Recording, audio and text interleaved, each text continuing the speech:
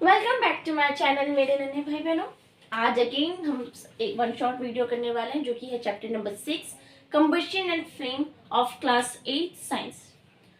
One shot लगातार मेरा one shot video चलता रहा है। चैप्टर 1 को छोड़ के उसके बाद के सारे चैप्टर्स वन शॉट ही हैं। सो सम ऑफ मी यू थिंक कि भाई सारा वन शॉट है तो हो सकता है कि कुछ पॉइंट मैम ने छोड़ दिए हों या इतनी जल्दी कैसे खत्म हो गया, क्योंकि रिसेंटली लास्ट वीडियो मेरा 24 मिनट का है, उससे पहले वाला वीडियो मेरा 27 मिनट्स का है। सो राउंड ऑफ अगर मैं ले लूँ 30 मिनट्स में सारे वीडियोस खत्म हो रहे हैं।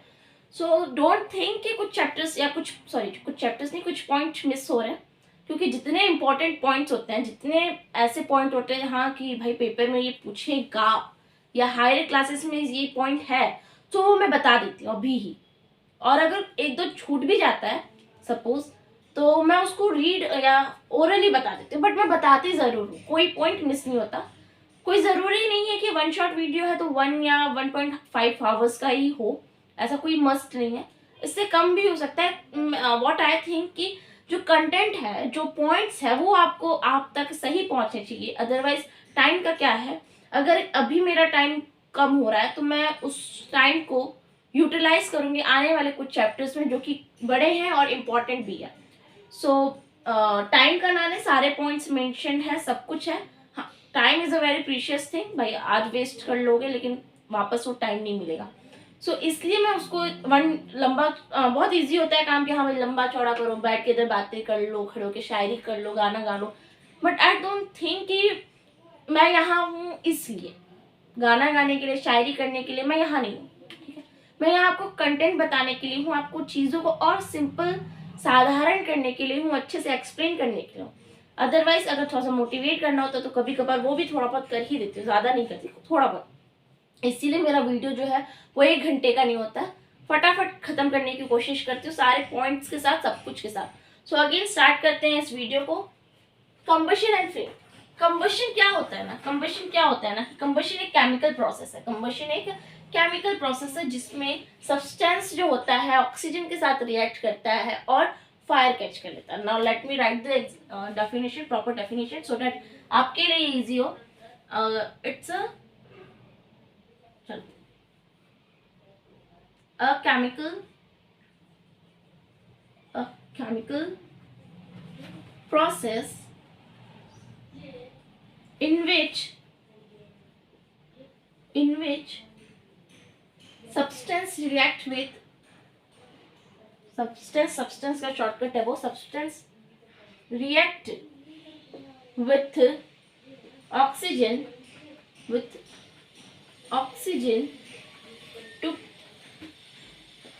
to give off heat is called combustion। इसे क्या कहता है, इसे कंबशन कहता है। अगेन मैं इसको अच्छे से एक्सप्लेन कर देती हूँ क्या है कंबशन। क्या है, अ केमिकल प्रोसेस एक केमिकल प्रोसेस है जिसमें सब्सटेंस रिएक्ट करता है ऑक्सीजन के साथ ताकि वो हीट प्रोड्यूस कर सके। इसी प्रोसेस को क्या कहा गया, कंबशन कहा गया। अच्छा, एक चीज याद करो आप कि क्या आपने क्लास 7th में एक्टिविटी की थी जिसमें आपसे कहा गया था कि कैंडल को ग्लास से कवर कर लो और फिर नोटिस करो कि कैंडल बर्न हो रहा है कि नहीं हो रहा है, कि बुझ गया। सो उस एक्सपेरिमेंट का रिजल्ट क्या था कि वो कैंडल बुझ जाता है। ठीक है, अब ऐसा क्यों हुआ, ये पॉइंट से आप रिलेट कर सकते हो। ऐसा इसलिए हुआ क्योंकि जब हम ग्लास से कवर कर देते हैं ना, तो ऑक्सीजन वहां का हट जाता है, वहां प्रॉपरली वैक्यूम हो जाता है, जिसकी वजह से वहां फायर या कैंडल बर्न होना पॉसिबल नहीं है। क्लियर हुआ। बिना ऑक्सीजन के वैक्यूम प्लेस पे कोई भी फायर कैच नहीं हो सकता, इसलिए ऑक्सीजन का होना मस्ट है। सो इसलिए कंबशन प्रोसेस एक केमिकल प्रोसेस है। अच्छा, सॉरी, सम ऑफ में यू थिंक कि हम तो उसे फिजिकली कर रहे हैं तो ये केमिकल कैसे हुआ। सो केमिकल ऐसे हुआ ना कि जब कोई चीज़ जलाया और वहाँ ऑक्सीजन की ज़रूरत है, और जब ऑक्सीजन वहाँ आया तो वो उसके साथ रिएक्ट किया, और वो रिएक्शन आपको दिख नहीं रहा, बट वो हुआ। इसलिए यहाँ अब केमिकल प्रोसेस का वर्ड यूज किया हुआ है। एक डेफिनेशन में भी कोई वर्ड ऐसे यूं ही नहीं आ जाता, उसके पीछे का भी एक रीजन होता है। तो यहाँ केमिकल प्रोसेस का वर्ड का क्या मतलब था, क्यों आया, ये मैंने एक्सप्लेन कर दिया। कंबशन क्या होता है ये एक्सप्लेन कर दिया। Now it's time for ignition temperature. Next आपका टॉपिक क्या है, ignition temperature.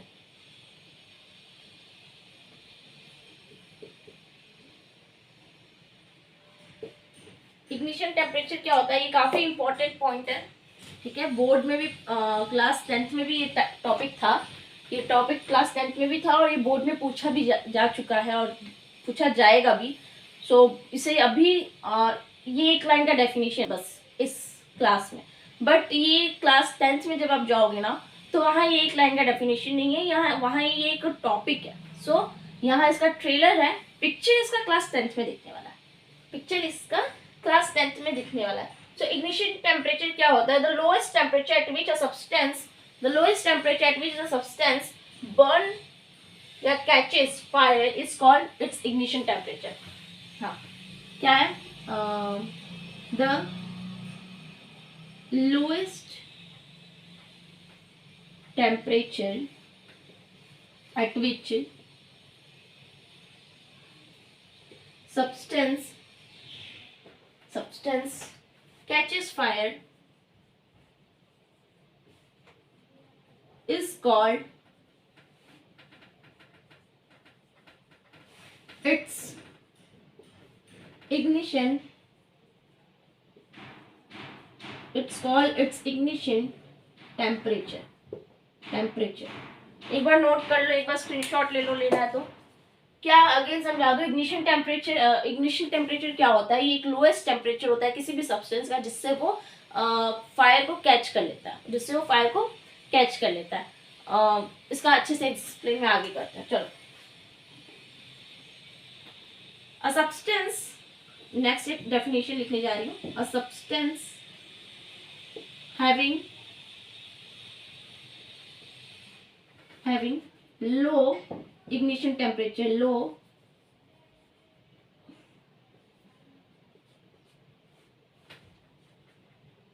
having low ignition temperature, a substance having low ignition temperature and catches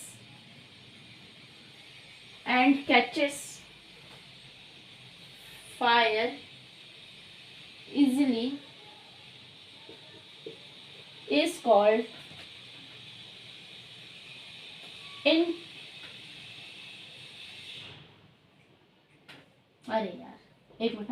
is called inflammable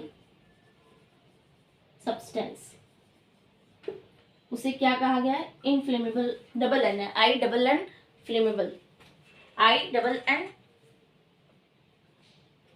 नहीं, डबल नहीं, सिंगल एन रहेगा, इज कॉल्ड इनफ्लेमेबल सब्सटेंस। अब समझ लो एक बार ध्यान से, a substance having low ignition temperature, वैसा सब्सटेंस, वैसी कोई वस्तु जो कि जिसका इग्निशन टेम्परेचर काफी कम हो और फायर इजीली कैच कर ले, उसे क्या कहा जाता है, इग्निशन टेम्परेचर कहा जाता है। उसे क्या कहा जाता है, इग्निशन टेम्परेचर का, अरे सॉरी यार, इनफ्लेमेबल सब्सटेंस कहा जाता है। उसे क्या कहा जाता है, इनफ्लेमेबल सब्सटेंस कहा जाता है। Now let me explain with the example, now let me take the example.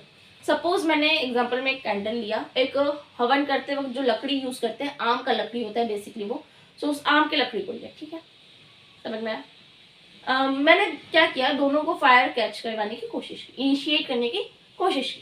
क्या हुआ, ये तो कैंडल जो है वो इजीली इनिशिएट हो गया, इजीली बर्न हो गया, बट जो हवन की लकड़ी मैंने ली थी, आपने हवन करते वक्त भी ध्यान दिया होगा कि जो हवन करते हैं तो उसमें कैम्फर डालते हैं, कपूर डालते हैं, घी डालते हैं, so that fire easily catch कर ले, सो सेम चीज़ इसमें जब मैंने फायर कैच करवाने की कोशिश की लकड़ी में, तो नहीं हो पाया, नहीं हुआ है। जितने इजीली कैंडल कैच कर लिया फायर, उतना इजीली लकड़ी कैच नहीं कर पाया।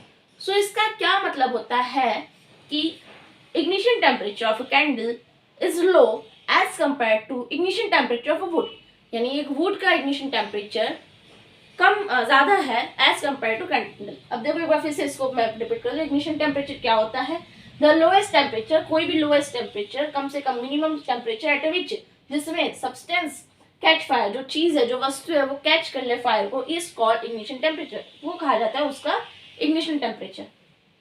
नीचे क्या लिखा है, substance having low ignition temperature, वैसा वस्तु, वैसी सब्सटेंस, वैसा चीज जिसका इग्निशन टेम्परेचर कम हो और फायर को इजीली कैच कर ले, उसे क्या कहा गया? इनफ्लेमेबल सब्सटेंस कहा गया। तो अगर मैं लकड़ी और कैंडल में जब कंपैरिजन की, सो नॉर्मल सी बात है, कैंडल क्या हुआ? Inflammable substance. क्या हुआ? Inflammable substance. स्क्रीनशॉट ले लो, एक बार स्क्रीनशॉट ले लो या पॉज करके नोट कर लो, so that I can move further. चलो,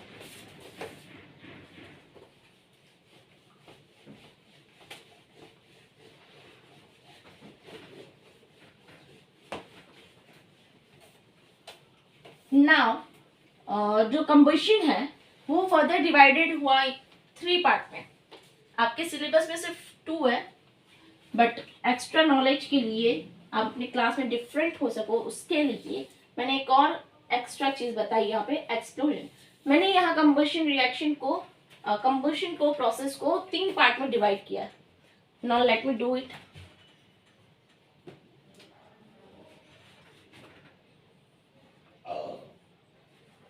ठीक है, क्या क्या भाई? पहला तो है आपका rapid combustion. Rapid combustion. Next क्या है आपका? Spontaneous combustion. Spontaneous combustion.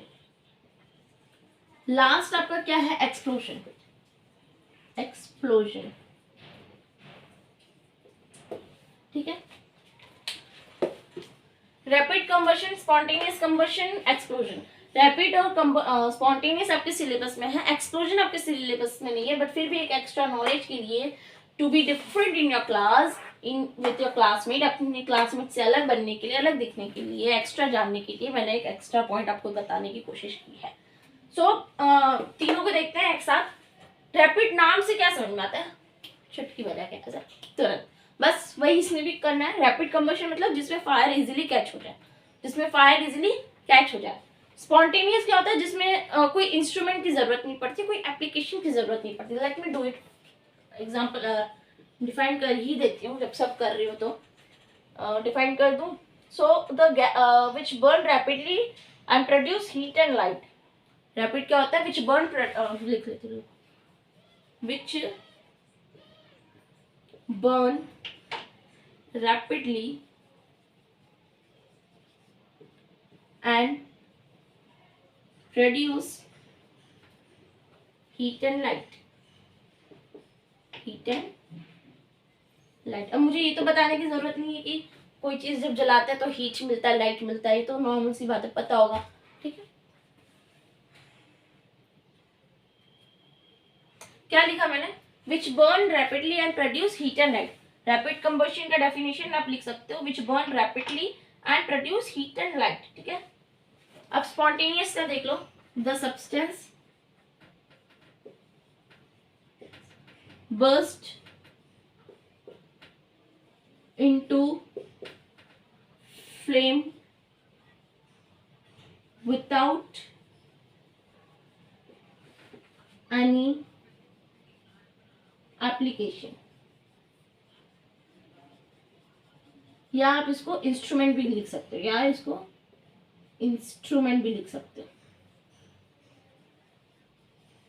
देख लो एक बार, वैसा सब्सटेंस कंबशन, स्पॉन्टेनियस कंबशन यानी कोई वैसा सब्सटेंस जो कि बर्स्ट हो जाए फ्लेम में बिना किसी एप्लीकेशन या इंस्ट्रूमेंट के, बिना किसी एप्लीकेशन या इंस्ट्रूमेंट के। जैसे कि हम जब गैस ऑन करते हैं, so we need match stick और दैट लाइटर, हमें मैच स्टिक की या लाइटर की जरूरत पड़ती है।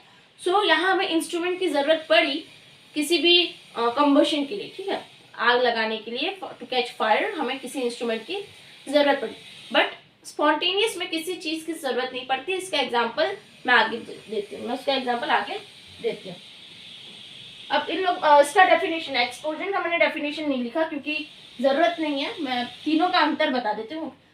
एनसीईआरटी के लास्ट में एक क्वेश्चन था, differentiate between rapid combustion, spontaneous combustion and explosion.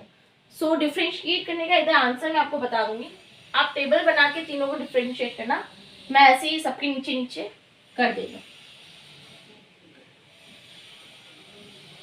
To be initiated, पहला इसका क्या है? To be initiated. इसको हमें इनिशिएट करना, पहले लिख लेते फिर समझाती हूँ। it's not required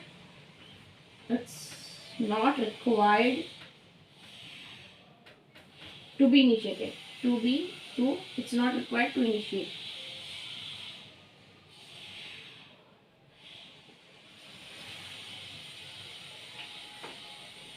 It's initiated.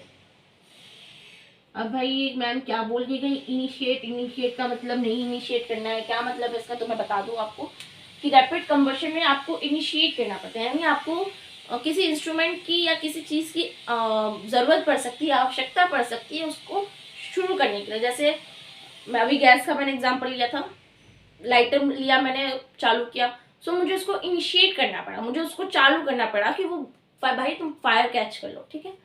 यहाँ क्या होता है, it's not required to initiate, यानी इसको कोई ज़रूरत नहीं है कि इसको हम चालू करें, अपने आप फायर कैच कर लेगा। भाई ऐसी कौन सी चीज़ है जो खुद ही फायर कैच कर लेती है, ये आगे पढ़ेंगे। बस इतना अभी के लिए इतना समझ लो कि इसको हमें इनिशिएट नहीं करना पड़ता है, इसको इनिशिएट करना पड़ता है और इसको भी इनिशिएट करना पड़ता है, एक्सप्लोजन को भी। नाउ नेक्स्ट पॉइंट क्या है, ये काफ़ी अच्छा पॉइंट है, it produce heat and light. ये हमें क्या प्रोड्यूस करता है, हीट एंड लाइट। अब आपको होगी मैम ये तो हमें पता था, आपने इधर लिख ही दिया था कि प्रोड्यूस हीट एंड लाइट, तो दोबारा बताने की क्या जरूरत, इसमें जरूरत नहीं है, आगे जरूरत है, सुनो ध्यान से। देखो क्या, इसका भी same heat and light,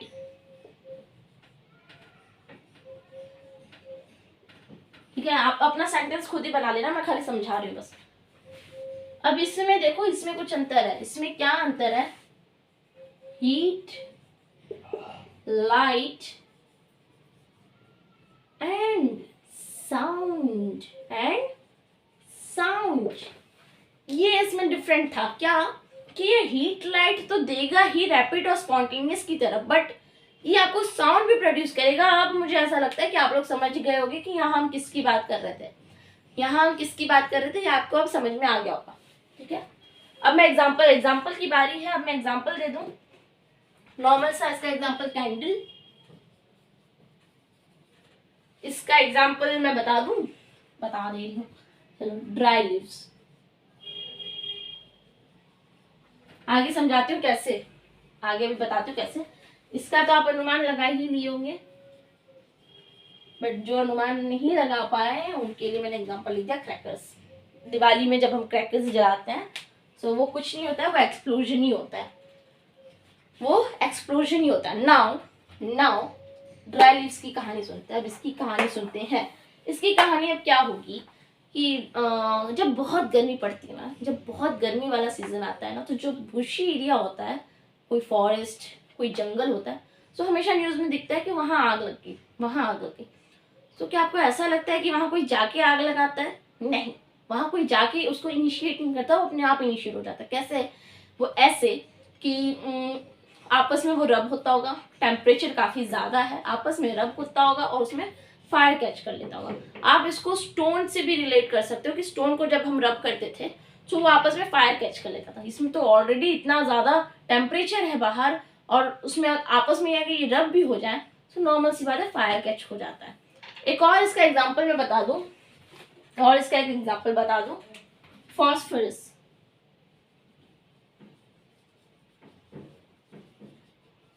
phosphorus. याद आया ये फॉस्फोरस नाम सुन के कुछ याद आया? याद करो, पिछले चैप्टर में जब displacement reaction metal and non metals के बारे में हम पढ़ रहे थे, सो वहाँ फॉस्फोरस का जिक्र किया था मैंने, और मैंने ये बताया था उस वक्त भी कि इसको अगर ऑक्सीजन नॉर्मल में छोड़ दिया जाए तो ये फायर कैच कर लेता है, रिएक्ट करके, इसलिए इसको पानी में, वाटर में स्टोर किया जाता है। वाटर में ना, शायद पता नहीं किस में स्टोर करते हैं, किसी लिक्विड में स्टोर करते थे, शायद वो वाटर ही था, मैं भूल गई। खैर वो पॉइंट नहीं है, पॉइंट यहाँ ये है कि फॉस्फोरस भी जो है वो अपने आप फायर कैच कर लेता है, और इस वजह से वो एक स्पॉन्टेनियस कंबशन है। आई होप समझ में आ गया होगा। आई होप समझ में आ गया होगा। अब तक हमने सिर्फ कंबशन के बारे में पढ़ा, क्योंकि चैप्टर का नाम फ्लेम भी है तो हम फ्लेम को तो छोड़ नहीं सकते, क्योंकि फ्लेम भाई नाराज हो जाएंगे। तो अब हमें फ्लेम के बारे में पढ़ना है। फ्लेम क्या होता है?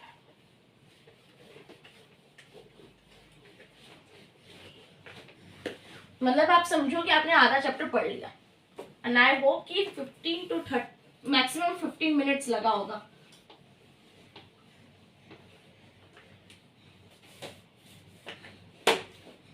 कुछ था इसमें ऐसा जिसको मैं पढ़ाते वक्त टाइम लगाऊं? जो जो इम्पोर्टेंट चीजें थी समझा दिया, जो एग्जाम्पल ले सकती थी मैंने ले लिया। मुझे तो लगता है जितना पढ़ाने में टाइम नहीं लगता उतना तो मिटाने में टाइम लगता है।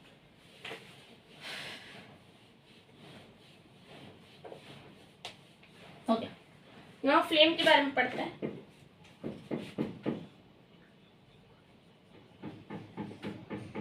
फ्लेम भाई साहब क्या है? फ्लेम भाई साहब क्या है? फ्लेम क्या है? Visible part of fire. Visible part of fire. अभी समझ में नहीं आया होगा, मैं अभी ये समझा देती हूँ अच्छे से। पहले मुझे एक फिगर ड्रॉ कर लेने दीजिए, ठीक है? एक फिगर में ड्रॉ कर लो।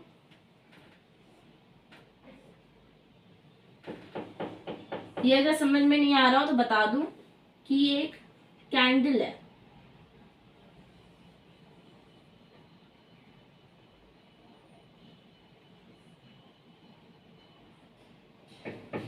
ये एक कैंडल है, ठीक है? अब एक चीज काफी ध्यान से करना, इस कैंडल का बाहर वाला पार्ट,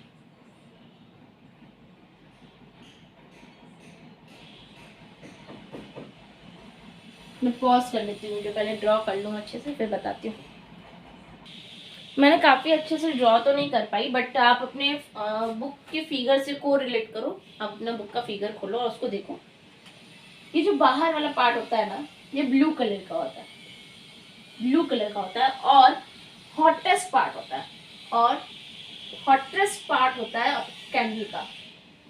कैंडल का हॉटेस्ट पार्ट होता है ये जो ब्लैक वाला पार्ट है, सबसे मिड में एकदम अंदर ब्लैक कलर का दिखता है, वो कूलेस्ट होता है, सबसे ठंडा वाला पार्ट होता है। देखा होगा बचपन में, कुछ आपने में से कुछ किसी ने किया होगा कि कैंडल के बीच में से ना ऐसे ऐसे उसको ट्रिम ट्रिम करके ऐसे हिला दिया होगा। हिलाया किसी ने? मैंने तो नहीं किया कभी, आग आग से मैं खेलती नहीं थी, बट कुछ थे ऐसे महारथी टाइप, वो करते थे। सो बीच में से ऐसे उंगली कैसे हिला लेते थे, कैसे कर लेते थे? क्योंकि वो जो बीच वाला पार्ट होता है, बीच नहीं सॉरी इसकी बात कर रही हूँ, जो एकदम अंदर पार्ट होता है ब्लैक कलर का दिखता है, वो सबसे ठंडा वाला पार्ट होता है। वहाँ गर्म नहीं रहता, वो हीट नहीं प्रोड्यूस करता, वहाँ कूलेस्ट पार्ट होता है। इस वजह से उसको इजीली हाथ से हिला लेते थे। ब्लैक कलर का होता है। अब ये हुआ अंदर का पार्ट, ये बात हुई बाहर वाले की पार्ट की। अब इसके बीच में जो ये मैं लाइन कर रही हूँ, यहाँ जो होता है वो मॉडरेट हॉट होता है, मतलब ना ज्यादा गर्म ना ज्यादा ठंडा। उसका कलर येलो होता है, उसका कलर येलो होता है। ये था फ्लेम के बारे में, और इसी चीज को फ्लेम कहा जाता है, और इसी चीज को फ्लेम कहा जाता है। अब यहाँ कुछ कंबशन की भी बातें होती हैं कि ये जो बाहर वाला पार्ट होता है ब्लू कलर का, वो कंप्लीट कंबशन होता है। वहां का जो प्रोसेस होता है वो कंप्लीट कंबशन होता है, ठीक है? ये कंप्लीट कंबशन होता है। जो एक होता है ऐसे पार्शियल कंबशन, जो कि मॉडरेट हॉट वाला होता है, येलो पार्ट, ये पार्शियल कंबशन होता है, ये पार्शियल कंबशन है। अब देखो क्या करना पड़ेगा, पेपर में ये क्वेश्चन हो सकता है कि आ जाए, ये क्वेश्चन हो सकता है कि आ जाए, क्योंकि एक है इम्पोर्टेंट पार्ट, ठीक है? मे बी आ जाए, मे बी ना भी आए। अगर ये आ गया ना तो आप अपने साथ साइंस के पेपर में कलर लेके जाना, ठीक है? कैंडल ड्रॉ करना, बाहर वाले पार्ट को ब्लू कलर करना, अंदर वाले पार्ट को येलो कलर करना, और इसके अंदर वाले को ब्लैक कलर करना। इतना ऐसा कलर करना कि बस सामने वाले को समझ में आ जाए कि आप क्या करने जा रहे हैं। और ऐसे ऐसे लाइन करके फ्रेमिंग कर देना, ऐसे ऐसे लाइन करके फ्रेमिंग कर देना।